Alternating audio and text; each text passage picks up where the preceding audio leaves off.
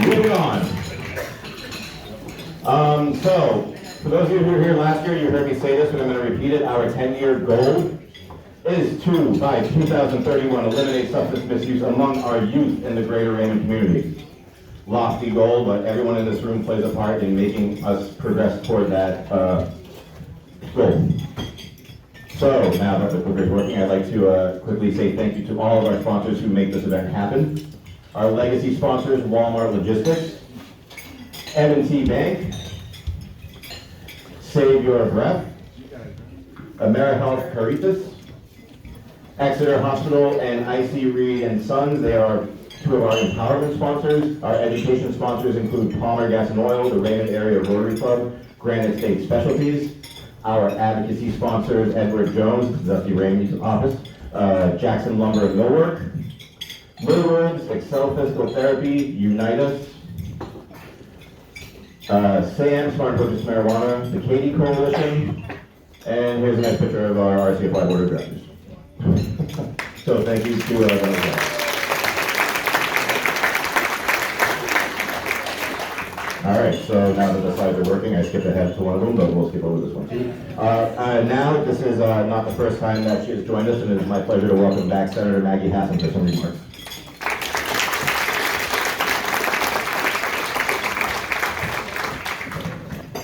Well, good morning, everybody. Good morning. Pat, thank you so much for your introduction and for your leadership in helping bring Granite Staters together to tackle the opioid crisis and substance use disorder generally. Also, a special thank you to Celeste and the entire Raymond Coalition team for everything that you do for our state. You truly embody our New Hampshire spirit of rolling up our sleeves, pitching in, and working to make a difference in the community. And I'm also going to give a shout out to John Delana. Thank you so much, John. I know that you're all really deeply grateful for your years of service in helping combat the opioid crisis and keeping our communities safe. And what I say to people at the federal level in DC is you needed a New Hampshire guy to come help the whole country. So we are very, very grateful for your service. I also want to thank our speaker, Dr. Steve Dakota. I know everyone here, Doctor, is really looking forward to hearing from you. But I just want to take a moment this morning to talk about the challenges that we are facing with the opioid epidemic and the difference that your work and your advocacy has made. I also want to discuss, as we look ahead, what is required from each of us if we want to continue to make a difference and save more young people from addiction. The work of the Raymond Coalition could not be more urgent for New Hampshire. Everyone here knows full well how the opioid crisis has devastated our state. It has left its imprint on Granite Staters of all ages, backgrounds, and walks of life. Perhaps most heartbreaking of all has been the toll that the crisis has had on young people. Young people have had their futures altered, and in some cases their lives lost because of the opioid epidemic. This crisis has been particularly challenging because every time we hope to get a handle on it through a new program or strategy, a new challenge emerges. An even deadlier substance proliferates in our communities, or traffickers find a new way to get these substances on the streets and into the hands of young people. When tackling the opioid crisis, there is no simple fix, and there are no easy answers. What is required from each of us is vigilance, dedication, and hope. A hope that recognizes that despite the obstacles we face, each and every person matters, and that we owe it to our community and our state to keep working to make a difference. Nothing less than people's lives, young people's lives, depend on us doing so. Every day, the Raymond Coalition helps combat the opioid epidemic and makes a difference in the lives of Granite Staters. By working to dismantle the stigmas that too often prevent people from seeking treatment, the Raymond Coalition helps more young people struggling with addiction to get the help that they need. And by emphasizing prevention, the Raymond Coalition helps address substance misuse before it even starts. Your work has also been pivotal in generating awareness of the link that can occur between addiction and mental health, and connecting young people with mental health resources. The Raymond Coalition, along with other advocates and everyday Granite Staters, have raised awareness about the opioid crisis. Make no mistake, from the beginning, New Hampshire has cast a spotlight on the significance of this issue. This is no small thing. In our democracy, the best way to make progress on an issue is by spotlighting it and advocating for common sense solutions. That's precisely why Granite Staters, like everyone here today, need to continue to speak up and have the courage to share their experiences of how addiction has impacted their lives and their loved ones. And it's important to have summits like this to share what strategies work in combating this crisis. When you speak out, and I just want to emphasize this especially to the young people in the room, when you speak out, leaders listen. And the determination and courage of everyday Americans helps keep our country's gaze firmly fixed on the urgency of this crisis. I've seen the difference that the advocacy of Granite Staters can make. For instance, we work together to expand access to medication-assisted treatment. The evidence is clear. Medication-assisted treatment is the gold standard for treating patients who have opioid addiction. Yet for too long, Granite Staters who needed this treatment have been unable to access it, and doctors who wanted to prescribe it have been held back by red tape. Last year, thanks in part to the advocacy of Granite Staters, we finally changed that outdated policy by passing the Bipartisan Mainstreaming Addiction Treatment, or MAT Act, which I introduced with Senator Murkowski. This law allows for more doctors and nurses to prescribe life-saving medications like buprenorphine that can get patients on the road to recovery. Laws like this do not single-handedly solve this crisis. No single law can do that. However, it can give more families a chance for a better future. It can save the life of someone who otherwise may have been lost. There is, of course, much more work that we need to do. This crisis, as you know, requires our vigilance. This year, we've seen a rise in even more dangerous forms of fentanyl, such as its use with xylazine proliferating in our communities. I'm working with leaders from both parties to help crack down on the spread of this drug and to increase access to prevention tools such as test strips and overdose reversal medications. It's clear that we need to do more to prevent fentanyl and other deadly substances from reaching our communities, though, in the first place. So as important as these options are for treatment and reversal, I know how fiercely you all focus on prevention and keeping these drugs out of our communities in the first place, and I want to be a partner with you in that as well. I just returned from a bipartisan congressional delegation to China, where I pressed President Xi and other Chinese government leaders on the need to combat illicit trafficking of the precursor chemicals used to make fentanyl. And earlier this year, I was part of another bipartisan delegation to Mexico, where we raised with President Lopez Obrador the need for Mexico to take concerted and prolonged action to stop fentanyl production in that country. And I will tell you that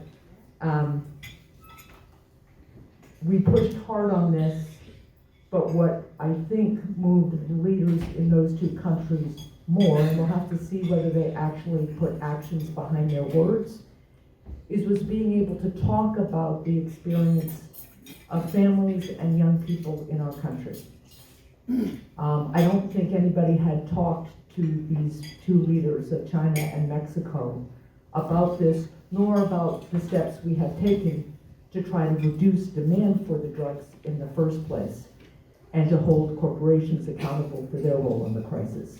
So I thank you for your advocacy, because your being willing to tell your stories has allowed me to take them to places around the globe where I think those stories can make a real difference. I'm committed to doing whatever I can to combat the opioid epidemic in partnership with all of you. The work that you do isn't easy, but please know it is work worth doing. Making legislative progress in combating crises can be difficult, but it matters. If you talk with anyone who has struggled with addiction, or with someone who wants help but keeps falling back into despair, if you meet a parent who's lost a child to an overdose, if you have spoken with a first responder who is responding to their third call to visit the same house to administer Narcan, then you know how important it is that we all keep trying. No matter how much we may wish to do so, we can't build a perfect world for our children or protect young people from every single danger. But together, what we can do is build a safer and better future for our children, our state, and our country. And that starts with each and every one of you. And you should know how inspiring your work is. So thank you for having me this morning, and have a great summer.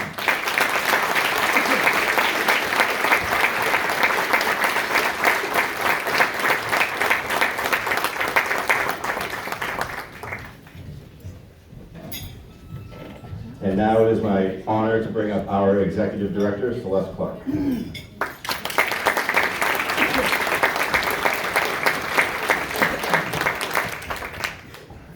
Good morning, everybody.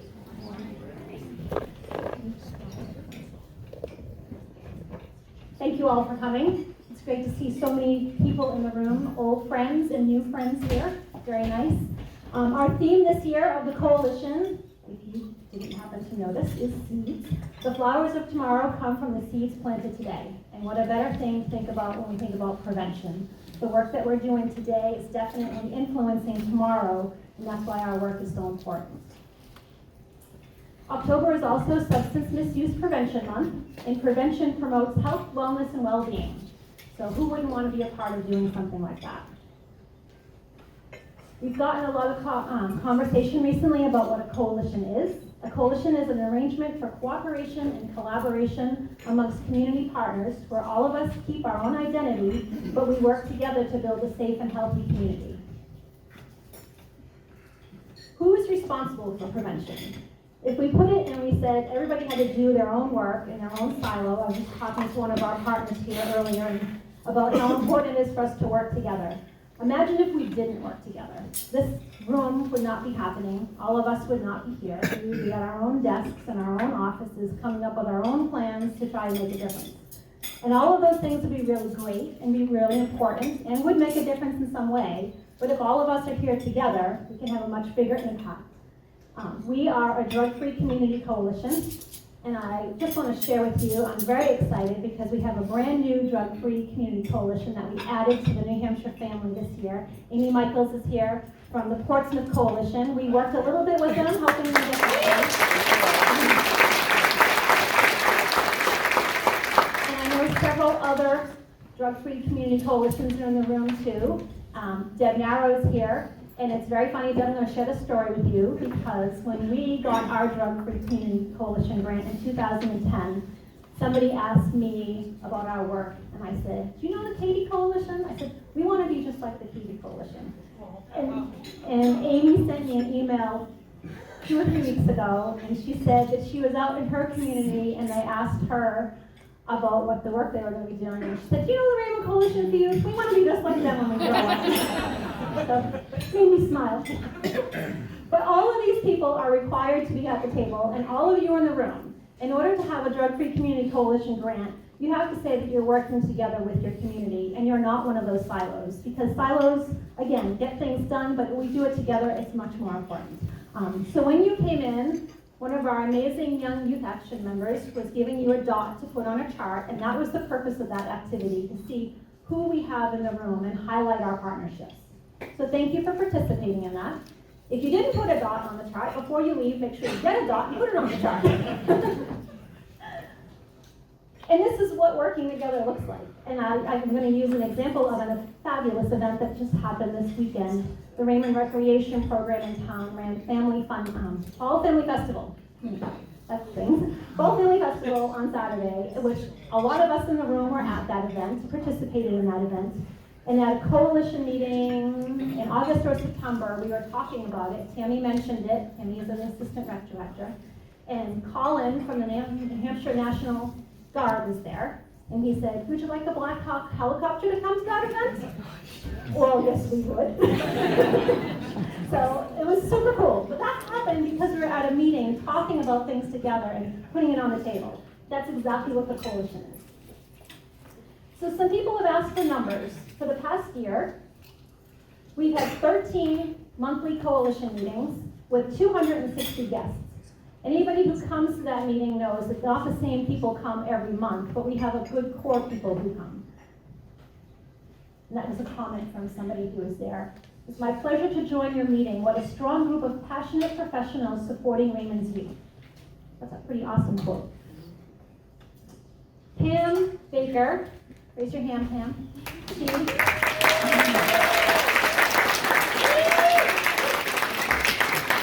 She is our Youth Action Program Coordinator, and she's had 89 meetings with these young people this year. That's pretty fantastic. 371 middle school students, 394 high school students. That's not including their work sessions or special programs that they put on. That's kind of exhausting just looking at that number. This bench is sitting at Raymond High School. We've collected over 1,000 pounds of recycled bags. Jim Tuttle is in the room. He was one of our volunteers who helped bring those bags to Market Basket to recycle them. Now we're going to have 2 benches in our community for sitting, resting, and pondering, which is pretty, oh, and I actually want to point out, those red tulips were planted last year for Red Ribbon Week, and they bloomed in April for Alcohol Awareness Month. We've had 3 community wellness events with all of our partners coming to share their resources to the community people through our Family Fun Night, Reaching Our Community, our SAU Wellness Fair for all of our school staff, and then our Student Wellness Fair, which was held at Operation Raymond Cleanup. Hundreds of bags of trash were collected, thousands of cans and bottles, and priceless pride in Raymond, New Hampshire was had at Operation Raymond Cleanup. Our DEA is in the house. We've had 2 medication take-back events, 17 boxes of medication, 389 pounds of pills collected in Raymond, New Hampshire. Working with our police department and our 2 local, we had 1 event at Hannaford and 1 at Walgreens. We do a lot of outreach around raising awareness of this, and I don't want to steal Mr. Delina's thunder by going into that. This is how the coalition started. Might be hard for some of you to see. In 2000, it was just an idea by the University of New Hampshire. The coalition was officially established in 2002. I'd like to point out that I was president of the PTO back then, just a parent. So when we looked at that chart of DFC people, I was a parent at the group. Rick Oliva's in the room. There was an awful lot of pressure to step up and get involved, and here I am still, so I do thank you for that, Rick. But all of the funding that we've received has taught us something along the way, taught us how to do how to have a community coalition. And again, a number, grant funding alone, not donations, not fundraisers, nothing else, just the grants that we've brought into the town of Raymond, New Hampshire, $2,277,750.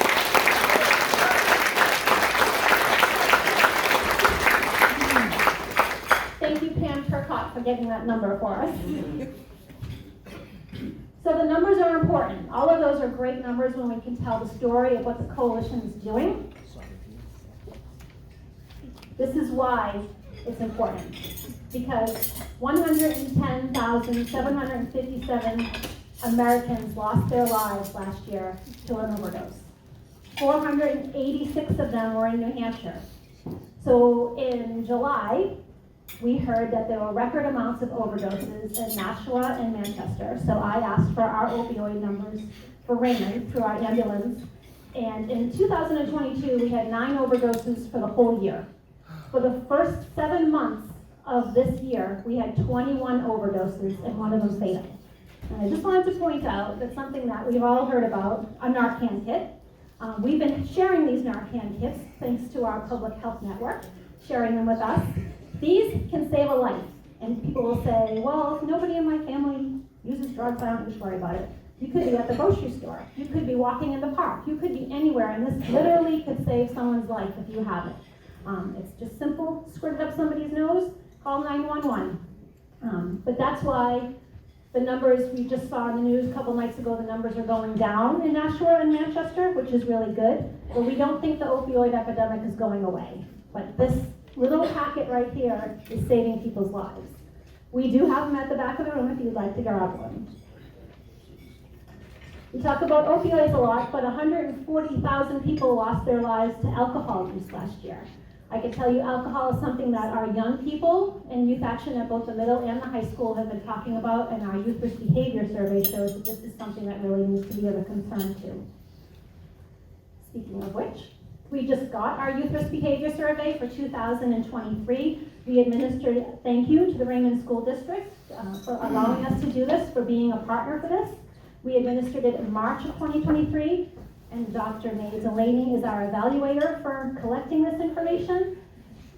This is our middle school past 30 day for alcohol and marijuana use. So you can see there's a little bit of an uptick. We knew post-COVID that we didn't know what to expect post-COVID, obviously. So this is showing, again, our young people pointed out that to us before we even had this data, that they were concerned about their peers and alcohol use. And you can see that that popped up. For vaping, e-cigarettes, and prescription drugs, get high, I would like to point out. That's also gone up. Again, the numbers, the little lines make it look a little worse because they go drastically high. But the lime green one, if you can see that one, that's vaping marijuana.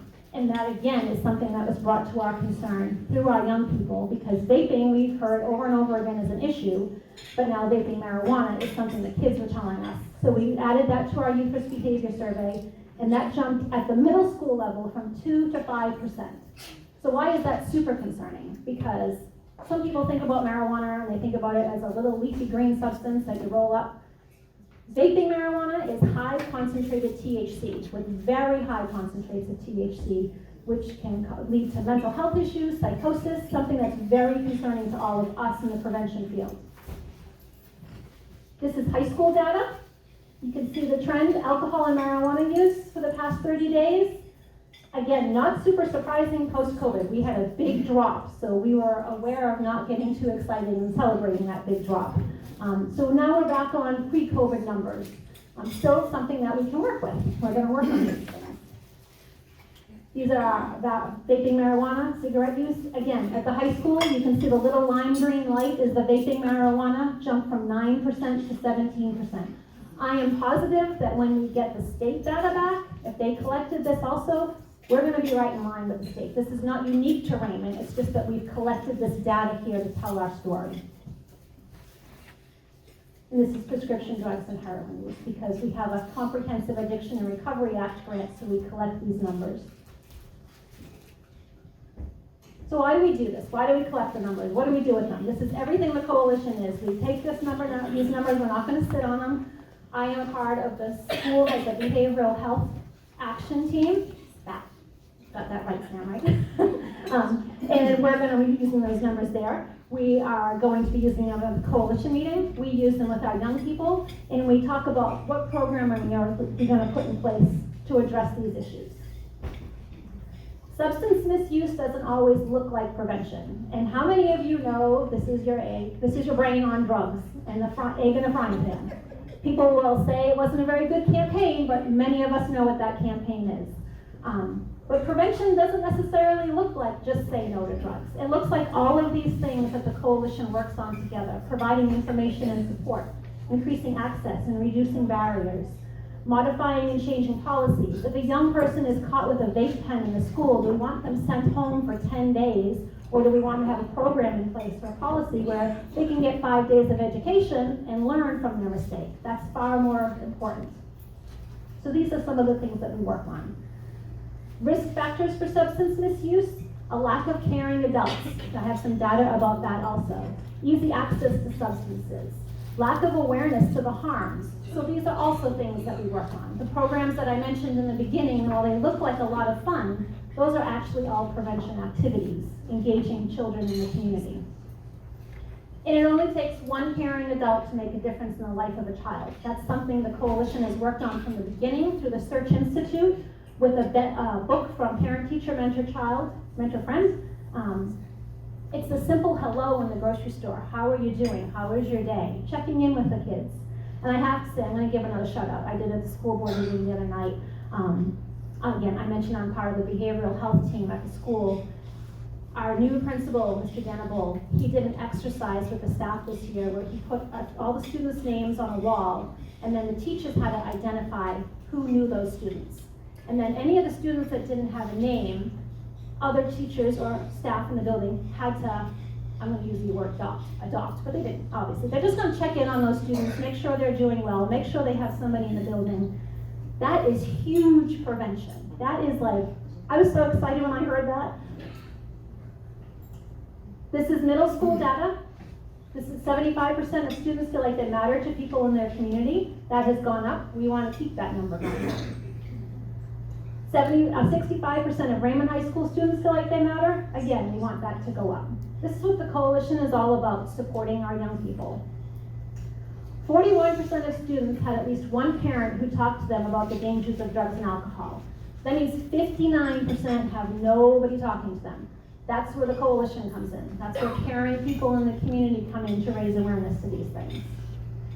Because do parents even know what the risks are? Can they even have a prevention conversation? When we have newspapers, magazines like this talking about parents who struggle with alcoholism, or this new one was in a Boston magazine on the right-hand side, parents using cannabis to cope with the everyday stresses of parenting. That's kind of a hard comment to even read. So this is the only slide I'm going to have about marijuana because our speaker's going to talk about it. We review this every year.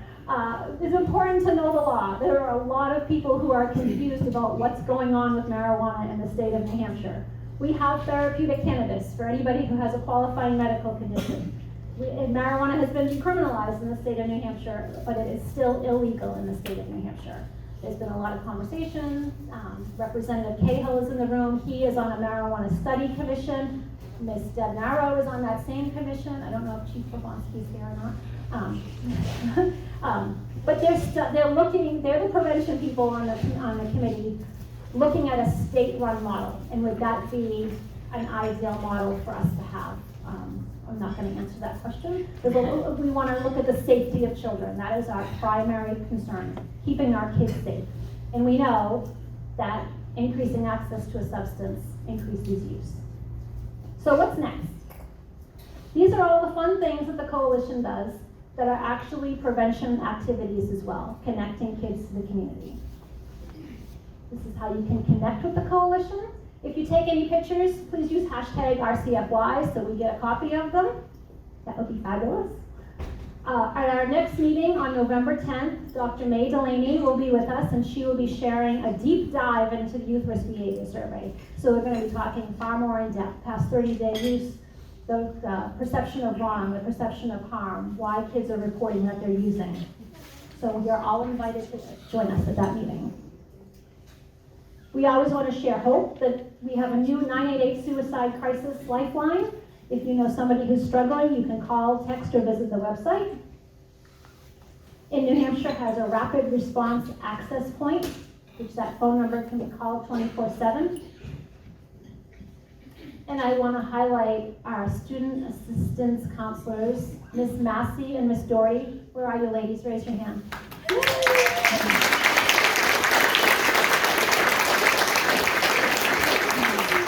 They are in our schools and work very hard with our young people at the middle and the high school. These are the pictures that I had because they are also at our Family Fun Night event. And next week is Red Ribbon Week, and we are working very hard in our community. I gotta show you this, because it's just priceless.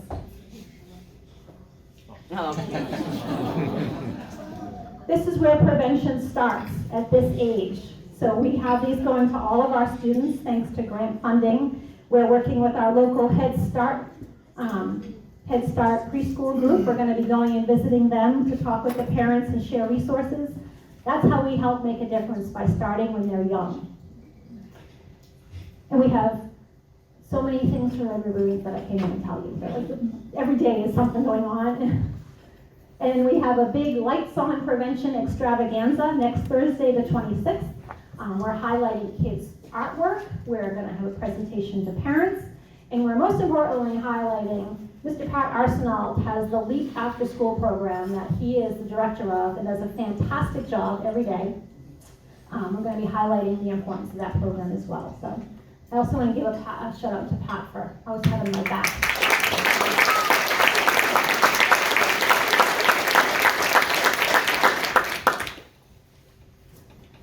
I know this is kind of not what we're supposed to be talking about today, but if any of you like to go out and have fun or like to gamble, there's a whole bunch of other entertaining things that happen at the Brook. We have 10 charity days as part of the state of New Hampshire Charity Gaming Days at the Brook, which is the old dog park in Seabrook, New Hampshire, for the 28th. And this is very exciting. And in the chaos of everything that's been happening in my life, I forgot the award on my desk.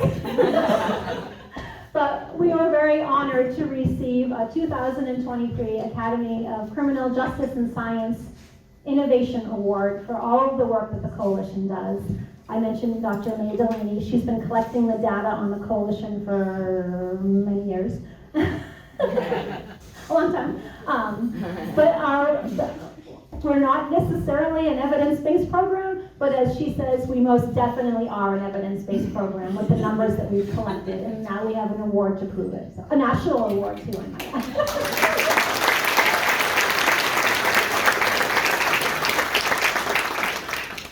This is the mission of the Coalition, to empower the community to promote positive youth development and reduce youth substance use and suicide risk.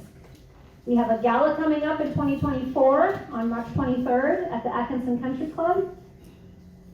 And in front of you, you have a book that you can peruse and enjoy at your leisure, but that has a snapshot of all of the work that we do throughout the year. And I want to highlight the people who contribute to that, our sponsors and supporters. Without them, all of that work couldn't be done, as well as our partners. So thank you to everybody who makes up the Coalition. Like a dandelion, we may never know where our seeds of There's a spelling mistake. we went over it the other day quickly. Seeds of prevention land, but we see beauty in their bloom. The dandelion's covering the seeds. There we go. So it is my honor to welcome and introduce Dr. Stephen Ducato. Did I say it right?